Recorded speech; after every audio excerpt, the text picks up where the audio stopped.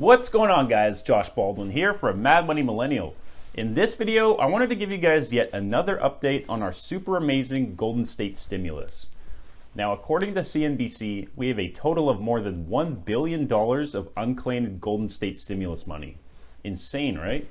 Now, the reason for this is we have a large number of California Earned Income Tax Credit and ITIN filers that have not claimed the money they're entitled to receive. Despite this, 2.5 million Californians have so far taken advantage of the stimulus.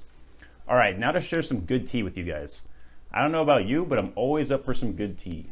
Andre LePage, Public Information Officer for the California Franchise Tax Board, has been quoted as stating there are several reasons why 1.5 million Americans might have not claimed their Golden State stimulus payment. Now, I've been following this whole situation as closely as I possibly can, and I've been getting a lot of comments from people really frustrated with the entire way the Franchise Tax Board has been handling this entire thing. I've also had a lot of people still wondering where their Golden State stimulus is, even people that have filed their taxes on time. I've even had comments from people making way less than the $30,000 income limit, people that should clearly qualify for the California Earned Income Tax Credit, but still haven't received it. So it's very confusing for a lot of folks right now. On one hand, they're saying a majority of these folks getting the Golden State stimulus are folks earning under $30,000 and file their 2020 taxes on time. And on the other hand, you have people saying, hey, I made $10,000 in 2020. Where is my stimulus? You have your folks on SSI that are relying on the information provided to them from the Social Security Administration. And from what I've been hearing so far, sounds pretty limited.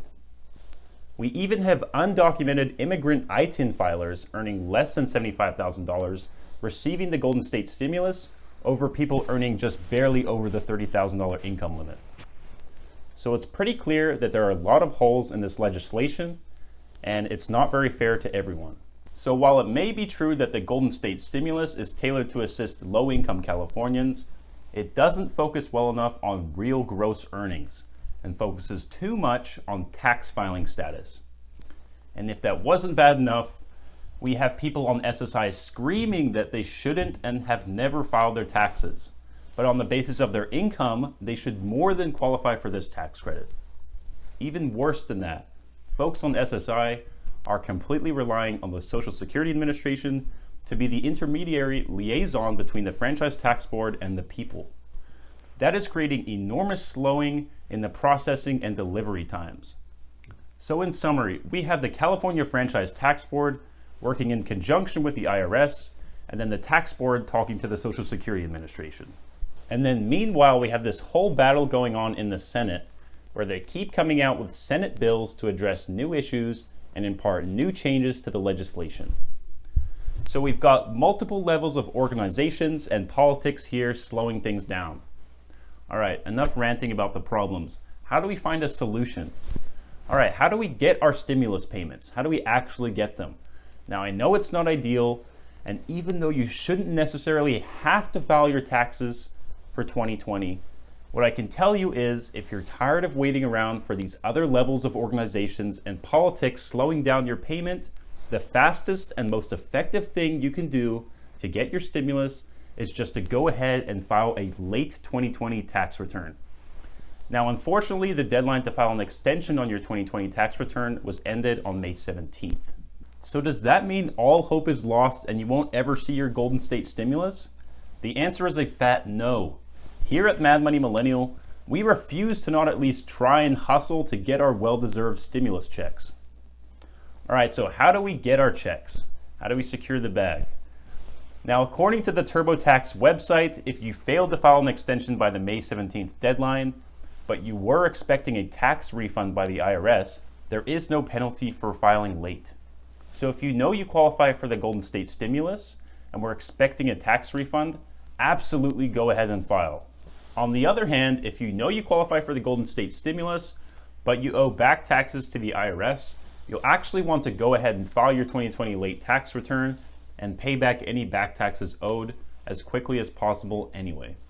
Because the longer you wait after the May 17th filing deadline, the more you will incur in late payment penalties. In fact, if you didn't file an extension, you are looking at a late filing penalty of 5% of any unpaid taxes per month plus interest, up to a maximum penalty of 25% of the amount due.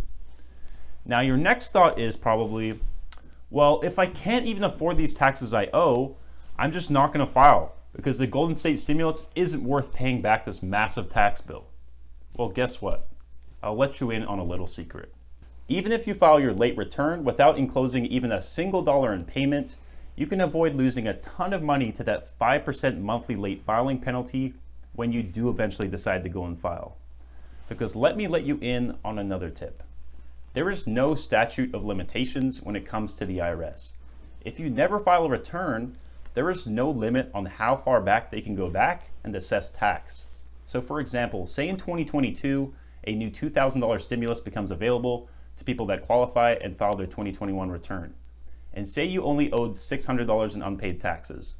Wouldn't you want to go ahead and file your return, pay back those $600 in taxes, and avoid a gigantic late filing penalty bill on top of that from not filing your old return, so that you can at least net the remaining $1,400 after you pay back the $600 in taxes, and not something way less because of all the late filing penalties? Makes sense, right? Okay, so right now we've established what the easiest thing to do is if you haven't filed your 2020 return, you can't pay back any taxes owed, and you still want to save money later down the line, as well as enjoy the benefits of future stimulus packages. Now, if you failed to file and you do have the ability to pay back some of those taxes owed, you can definitely save even more money by enclosing as much as you comfortably can in order to avoid future late payment penalties and accrued interest. You can actually attach a Form 9465 installment agreement request to your return, which will allow you to set a monthly payment plan to pay back your taxes owed. And as a final resort, if you absolutely can't pay back anything at all, and you simply want to save as much money as you can for the time being, you can file a Form 1127, which is an extension of time for payment of tax. This will help you to avoid paying back gigantic late payment penalties later down the line. So the way to maximize your savings if you can't pay back any owed tax and you missed a filing deadline is to file a late return and avoid those late filing penalties. Try to file a Form 1127 to avoid paying more late payment penalties, and of course do everything you can to get financially back on track. All right guys, that's all I've got on all of the pro methods and techniques available at your disposal for claiming the Golden State stimulus. Take advantage of what you can and try to save as much money as you can. Stay safe, stay hustling, and I will talk to you guys again soon. Bitch, I'm outside of some movie. Blue cheese, I swear I'm addicted to blue cheese.